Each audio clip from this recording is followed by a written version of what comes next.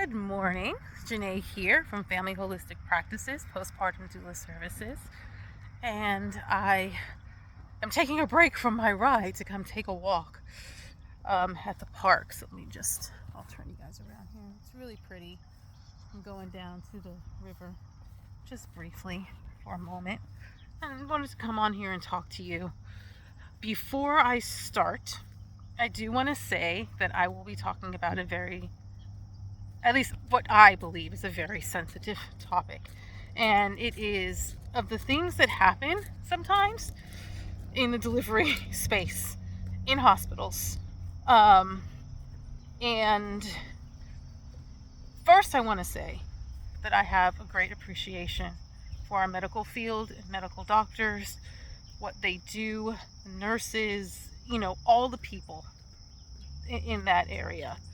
I am blessed that I live in a country and in an era where we have access to medical care the way that we do. So I am not against medical care. Just want to let you know that.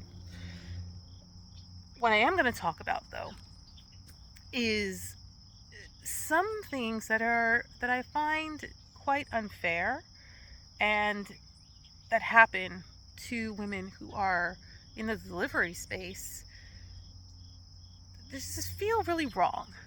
And the reason, I've thought about this before, and I had this conversation with many of my clients, and I had it recently again, since I'm constantly having new clients because people are always having babies. I just recently had this conversation as well, and it brought up some of my own experience and with my first child in that delivery space, and how invasive it felt and cold, and it just doesn't feel right. And I saw this post, and I think I reposted it on my story. And it was a really great post. Like, they just went through and sat down and talked about some of the things that have been said to women while they delivered in the delivery room. And I'm like, yep. And this is, so one thing I tell my clients is that if we can put ourselves in a space of grace, that these medical professionals, nurses, doctors, assistants and all of that, they're doing hundreds, if not, thousands of births a year. Who knows how many they're doing a day. And they're seeing the gambit.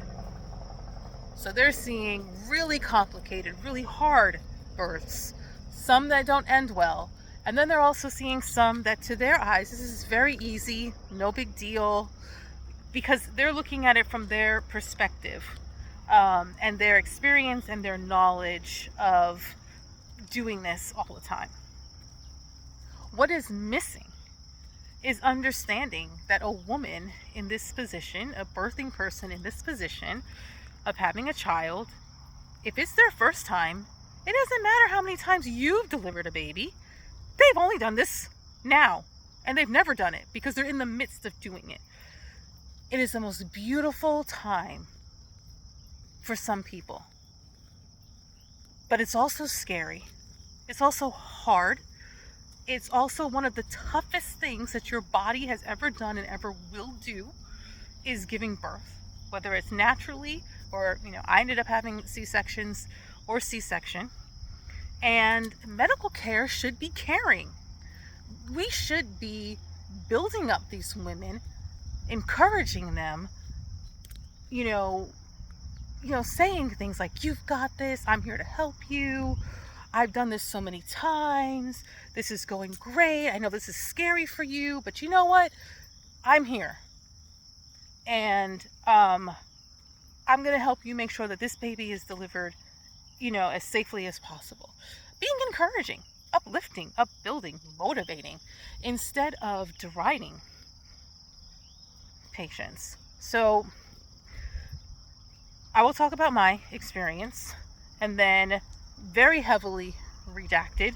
I will talk about a couple of experiences that I've heard about, either by reading these things or relayed to me.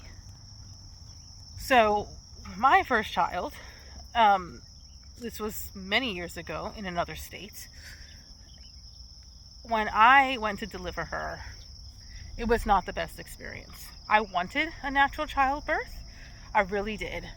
And I will say that this dismissiveness happened even in the doctor's office. So I would go to the doctor and I would say, my mother never dilated past 3 or 4 centimeters, and she ended up having to have a C-section. Do you think that could happen with me? I'm scared of that happening. And he was like, oh, that doesn't, just like I was an idiot. Oh, that's not hereditary. It doesn't even matter. So I didn't like that, but I didn't really have many choices at the time. This was my doctor. I didn't know that I had choices at the time, I should say that. And I was not necessarily on the best healthcare plan. I was on state healthcare, and not because, probably the way he was thinking I was lazy or whatever. I was an early childhood education teacher for decades. There is no healthcare. You have to do it yourself, and you have to figure out a way to provide healthcare for yourself. So, and I think that's still the case for many in that field. It's very rare that you find a private early childhood facility, a preschool or daycare that offers health insurance, and or even like affordable health insurance. So that might be changing now. I've been out of that field for a while, almost 10 years, I think. But yeah, so that was that situation. And so I kind of always felt that part of it was that, another thing is I chose a hospital that my doctor did not like. I liked it because I toured it. It was beautiful. The facility was new. It was near where I lived, and I felt very comfortable and confident going to that hospital.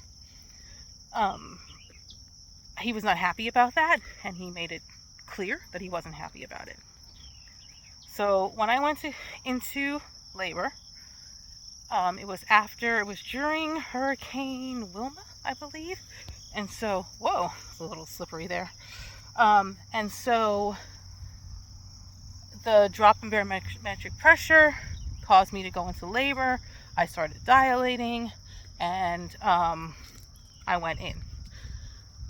But at some point, my progression stopped. And the exam, when he came in to examine me, was painful. And he was just very, cold.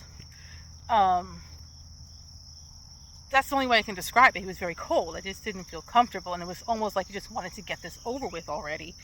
And so at one point he came in, and it had been about 20 hours at this point, and he said, we need to do a C-section. The baby, you're not progressing.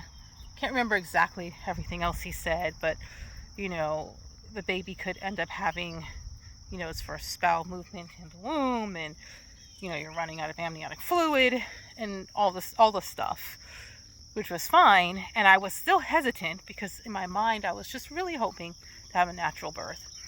And he said to me, we can do it now, or I can come back in 2 hours when your child is in danger of dying and do it then. That's what he said to me. That's how he said it. And so, of course, I was like, let's do it now. This is not the end of this treatment. When I went into the delivery room, of course, they took my spouse to be outfitted, in the PPE. I'm not sure if that's what they call it, but that's what I'm going to call it. And he starts performing the surgery before my husband comes in. And I'm asking for my husband, and the nurse is like, where's her husband? Where's her husband? So one of the nurses runs out of the room, gets my husband, and my husband said he almost passed out because he had me fully open before he called him in. So he saw that, and he said it was extremely traumatizing to him, but he knew that he couldn't pass out because he wanted to be there for me. And and then after that I dealt with the nurses, and it was great. And it was awesome after that point. I mean, obviously recovery from C-section is no easy matter, but that was my experience with this doctor, having my very first child. And I will always remember that. Like, when I think of having my child, not only do I think about holding her and loving her and and bringing her home, and like it being the Hurricane Wilma, and then there was no electricity, so we ended up staying at the hospital for a week, and because they didn't want to send us home, and she was early, and so she was technically premature, but her weight was great, she was fine. I think she was like 6 pounds 4 ounces, so definitely not premature in size. But so that was all great. But then I also have this. The way I was talked to, the way I was treated, even before delivery in patient care and prenatal care. That will always be there. I can never change that experience, ever, because it happened. And it happened in a space where, one, we are told we have to do this. You have to go to the medical doctor. They deride you if you want to have a home birth. They deride you if you want to do anything outside of their confined constraints. So you have to go to this place. And then when you get there, you can be treated very poorly. And just, it's like you have no option. You have no other option but just to suck it up and deal with it, because they're the professionals. And if I don't do this, I may have, bitter consequences for myself or my child. So in a space where they're telling you this is the best, this is where you have to come for care. If you want things to go well and be successful, there should also be some caveats on treatment of patients and treatment of birthing people and families. So I will say that, hands down, it is wrong to treat someone that way. It will never be right. I don't care how many clients you have a day. I mean, I see hundreds of parents with their newborn babies, and I never say, oh, it's not a big deal. I never look at a new parent or a second-time parent or a third-time parent and say, oh, you've done this before. You got this. What is that? It's negligent, and it's borderline, if not abusive. It's borderline abusive, if not straight up abusive. And it's not right, and it should be changed. So that was my experience. And I had one person that told me of their experience. They were a very young parent at the time. And it was a while ago. So I always say that this probably would not happen now, maybe in some really backcountry place, but probably not. But she was pregnant, and she was giving birth at a very young age, and it was a situation where she felt like she couldn't say no. And so she gets there to deliver her baby, and the doctor looks at her age and derides her that she's having a baby at this age, and smacks her thigh. Let that sink in. This is a medical professional. So apparently a person of some high IQ, intelligence, and training, schooling. And this is the way that this patient was treated. It's unacceptable. And then, on the milder side, just kind of expecting parents to figure it out. Figure it out. How far has figuring it out helped society? Tell me. How far has that gotten us? Not very far. We have a lot of advancement, but there's still a lot of hurt and a lot of pain, a lot of confusion, and a lot of trauma experienced by people, and not just here, all over the world. Because we're just figuring it out and left to our own devices and messing up generations of children after generations of children. So that is my rant. I know normally when I come on here, I'm very positive and happy, and I mean I am happy. I just thought that this really needed to be addressed and spoken to, because there are a lot of people out there who are experiencing these things, and they don't have a way to process it. They don't have a way to talk about it, because who are you going to tell? Are you going, it's easy to say advocate for yourself, but this person literally has your life and your child's life in their hands. I mean, literally. Are you going to be argumentative with them in that situation? No. So some of the things that I would suggest, and this video is quite long, I'm sorry, is to have someone with you that can be your advocate, and someone that can speak up for you, that knows what you want, and that will be just kind of that buffer. So even if you don't want them to speak to the doctor in any kind of way, if you are spoken to in a way that makes you feel uncomfortable, they know you enough that they can turn to you and say, it's okay, you've got this, tell you have options. You can choose to wait 2 hours. Don't let him force you. Take a minute to think about it, or just whatever it is that you need, someone there that is in your corner and your corner only. Really just have someone like that. Birth doulas are great for that. Postpartum doulas are also great for that once you're dealing with taking the child to the doctor, or you're having some issues and the doctor's like, oh, it's just normal. And then it turns out that you have postpartum preeclampsia.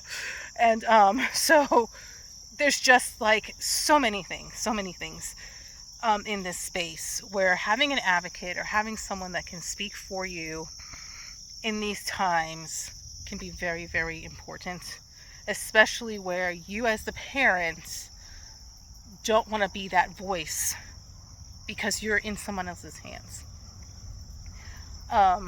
So just that's what I wanted to say about that. It's just, and of course, look at reviews now. Back when I was having my first child, looking up reviews in a hospital wasn't necessarily a thing. It was if you went to a hospital, you didn't like it, you just don't go back, which is why I chose the hospital that I did. So now you can look up reviews, you can talk to other parents, you can choose your doctors, and with my second one, I did that. I told her my experience, and she was very understanding and completely reassured me that nothing like that was going to happen again. And this is another sensitive topic, even my incision, when it was sewn up, was not done properly. It was very rushed. And so my second child also came early, and again, my doctor at this point was extremely wonderful, and she was like, if you are going to have this surgery without me being there, this is the best doctor to be my substitute. And she said, he will clean up your incision so that it recovers really well this time. And he did. He did. And I didn't even know that my incision, there was a problem with my incision in the way it healed the first time. I didn't even know. And I didn't know it until that doctor told me. So, and then of course, which I always hate to say, because I don't think of myself this way, and when I walk around in the world, I don't look at myself this way, I don't look at other people this way. But there could have been some prejudice against, skin color as well in that. But I don't know. I don't really like to accuse people of that because there's just so many other things. And also marginalized group, when you have less income, people look at you differently. They think all kinds of things about your situation and why you're in that situation, which, none of it is true because they don't know. But that's what I wanted to say today. Be an advocate for yourself, but also understand that it's okay if you don't want to speak up in those points, because you don't feel comfortable doing so, because you literally are in the hands of somebody and you don't want to anger them. You don't want them going into your surgery or your delivery pissed off. Get someone that can be an advocate for you. Someone that can talk for you or to you in a way that softens the experience, because it doesn't matter if you are the first time in the delivery room or the 5th time in the delivery room.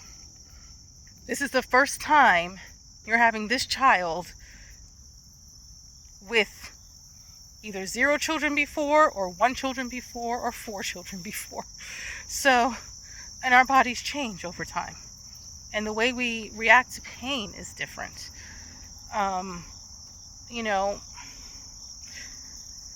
Yeah. So that's what I have to say about that. And sorry if it's a little bit of a downer. I think I'm going to put a little disclaimer on the page, on the video. When I upload it, there should be a disclaimer. But I just wanted to come on and I wanted to say that I hear you. I know that this happens even in 2025. After all of the education and research and, advocacy and awareness that we have, this still happens. And it's okay to acknowledge it. It's okay to acknowledge that it's not something that can be fixed quickly. And it's also okay to acknowledge that it's not right. And that the only way it does change is if we get more people to talk about these things out loud. And my last disclaimer, or the last thing I want to say is, again, no disrespect to doctors and medical professionals. I love my gynecologist and my endocrinologist and my rheumatologist. I got all kinds of those doctors. Once you pass 40, you end up with a team of doctors, which are absolutely wonderful and great. But I learned the hard way to be in a doctor's office and be like, no, I'm not going back to this person. I choose someone else. And that's going to happen in any area, but especially in the medical area, where I feel like, we are told that you have to do this. There should also be some care on the other end. So I love you. I love you all. And I hope you're having a great day. And I hope this wasn't too much of a downer for you. But know that you have a voice. People hear you. And now you can be that voice for somebody else, if they need it.